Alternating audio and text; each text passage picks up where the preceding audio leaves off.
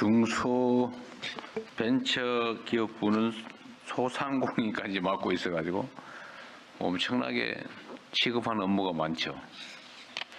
제목만 입력하기도 어려운 것 같아요. 네, 지금 일단 영역도 많고 대상자도 많은데 그 대상자들을 모두 다 잘해야 된다고 생각하고 있는 것이 오히려 발걸음을 좀 늦춘다고 생각합니다. 그래서 좀 줄여야 될 부분들을 줄이고 우선해서 해야 될 부분들을 좀 잡자. 그래서 지금 성장 관련된 키워드들 그리고 현장에서 가장 원하는 건 좀 빨리 해줘라. 뭐 지금 급하다. 우리가 뭐 이 지금 당장 다음 달이 급한데 이 부분들에 대해서 빨리 채서 이런 부분들을 이제 줄이고 안 할 부분 찾고 있습니다.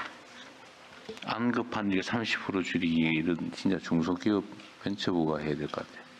저희는 하고 있습니다. 지금 오자마자 사실 문서 안 받고 불필요한 회의 없애고 그리고 제가 이제 제일 좀 어려운 게 가장 빠르게 데이터를 보며 돌아가던 회사에서 일하다가 와가지고 계속 2022년, 2023년 데이터 보면서 일을 하려니까 이게 좀 어려움이 있는데요. 그래서 데이터 구축 시간이 걸리더라도 저는 소상공인과 중소기업을 위해서는 오히려 데이터 구축에 집중해야 된다고 생각합니다. 그 데이터 구축 없이 체계적으로 일하지 않으면 건이 너무 많아집니다. 그럴 것 같아요.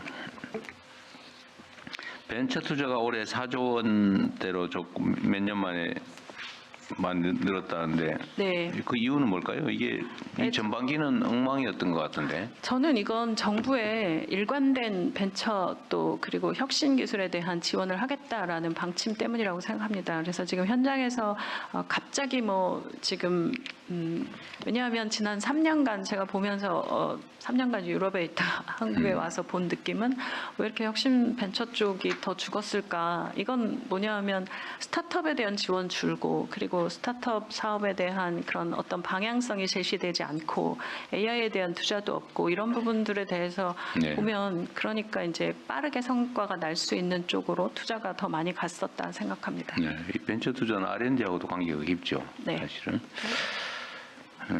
그래도 하반기에 많이 늘어난 모양이군요. 네, 지금은 뭐 일단 워낙 대통령께서 말씀하시는 부분들도 있으시고 그리고 AI 관련된 GPU 확보나 속도 이런 부분들 보면서 이제는 뭐 그냥 갈 수 있겠다라고 생각을 하는 이게 지금 올해 4조 원인데 전반기가 뭐 속된 말로 죽을 썼던 거를 보면 엄청나게 늘어난 거네요. 네, 그렇습니다. 그 조금 전에 발표하신 내용이 들어있기는 한데 뭐 전 세계적인 현상이기도 한데 우리나라가 좀 심한 게 어쨌든 아까 이제 소위 가불관계 양극화 현상이 좀 심하잖아요.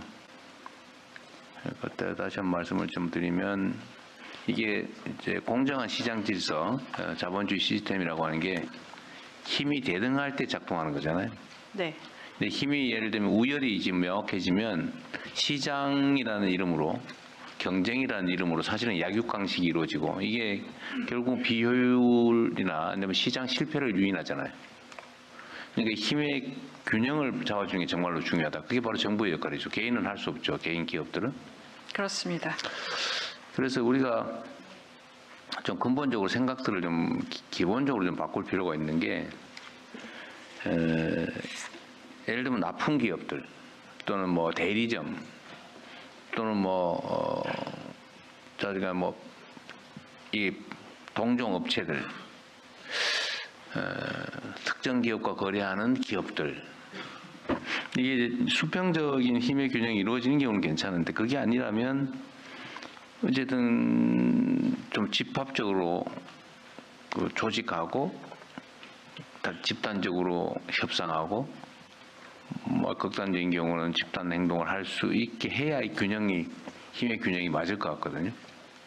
근데 이게 근본적으로 지금까지는 상정을 못했던 상황이기 때문에 기업들의 경우는 원칙적으로 단체 행동 또는 단결 행위, 집단 교섭 행위 이거 다 금지되어 있지 않습니까? 네. 공정거래법에. 근데 이게 이제 그 약자들에 대한 강자들의 착취라고 그럴까? 불공정 거래. 이걸 지금 사실은 강요 또는 권장하다시피 하는 상황이 돼버린 것 같아요. 그러니까 우리가 좀 근본적으로 생각을 좀 바꿔야 된다. 이게 사실 오래된 일도 아닌데 1900년대 초반 1900년대 초반까지도 노동자들이 노동조합 만들거나 단체 행동을 하면 이거 전부 처벌했잖아요. 네. 그 1900년대 초반만 해도 미국에서도 전부 뭐 교수형시키고 집단 행동하면 소요죄, 폭동죄, 내란죄 뭐 이런 이름으로 다 사형 집행하고 이랬는데 그게 대공황의 한 원인이잖아요. 그게 결국은 소위 힘센 자본가들이 담합하고 독점하고 결합하면서 약한 노동자들을 계속 탄압을 하다 보니까 결국은 이제 소득 분배도 제대로 이루어지지 않고 결국 수요가 죽고 시장이 죽어서 결국 대공황이 왔다는 그런 논리도 있단 말이에요. 근데 이걸 극복한 게 노동자들한테 단결권을 부여하고 집단 행동할 수 있게 해주고 오히려 보호하고 이러면서 미국이 어쨌든 50년 호황을 이루게 된 한 원인이 됐다. 물론 전쟁도 한 원인이었지만 지금이 그럴 때가 아닌가 싶어요. 지금이 사회적으로 소수의 강자 기업들, 뭐 진짜 글로벌 기업들, 그리고 거기에 거의 다 대부분 종속된 압도적 다수의 납품 기업들, 이게 어찌 보면 생태계인데 여기서 힘의 균형을 이루어주는 게 정말 중요한 과제가 된 것 같아요. 강자들은 자기 힘을 주체를 못 하거든요. 스스로 할 수 없잖아요. 정부 역할로 전 중소기업들 또는 뭐 가맹점, 대리점 뭐 등등 연합 단결 활동을 할 수 있게 열어줘야 되지 않을까. 원칙적으로 허용하고 그게 예를 들면 약자들의 횡포도 있는 거거든요, 사실은. 그런 상황이 되면 그걸 통제해야 되지 않을까, 오히려. 그러니까 원칙적으로 허용하고 예외적으로 통제하는. 지금은 원칙적으로 통제하고 예외적으로만 허용하잖아요. 이걸 근본적으로 바꿔야 될 때가 아닌가 싶어요. 다른 부처들 좀 제가 공무회에서도 몇 번 얘기했는데 난 고민을 해봐야 될 것 같아요. 특히 중소기업이나 소상공인들, 소상공인 그렇다 하시더라도 중소기업들이 활력을 가지려면 지금처럼 이렇게 쥐어짜이고 예를 들면 영업이익률도 막 전부 겨우 생존할 수준으로만 유지되고 뭐 경영 개선하면은 대기업한테 다 뺏기고 이런 상황이 되면 경영 개선할 필요도 없고 해봐야 뺏기니까 좋은 인재를 쓸 수도 없고 성장 발전하기도 어렵고 이게 지금 국가 경쟁력을 떨어뜨리는 원인이 될 것 같아요. 그래서 이거는 중소기업이 당사자니까 좀 정리를 좀 하든지 연구를 좀 하든지 해서 제가 공정거래위에는 그 얘기를 좀 이미 여러 차례 했잖아요. 제가 네네. 국무회의에서. 예. 근데 아마 쉽게 하기 어려울 거예요. 근데 그건 당사자인 중소기업 쪽에서 뭔가 논리도 만들고 체계도 만들어서 당연히 예를 들면 어느 기업하고 거래하는 작은 기업들이 있으면 당연히 집단 교섭할 수 있게 해줘야 되고 뭐 하든 뭐 거래를 안 한다고 압박을 하든지 해서 정상적인 가격을 보장받을 수 있게 해줘야 되겠다. 그 고민을 좀 깊이 좀 해주시기 바랍니다.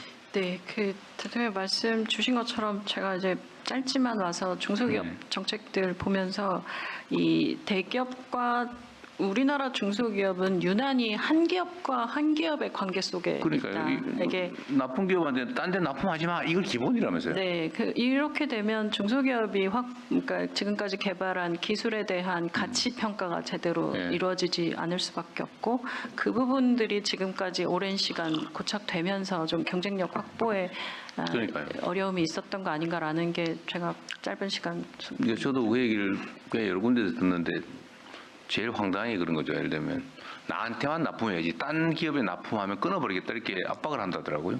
그러니까 시장이 기술 개발을 해서 예를 들면 제품 개발을 하면 자기가 납품하는 주요 업체에만 납품을 해야 되고 딴 데 하면 안 되기 때문에 종이 돼버리더라고요.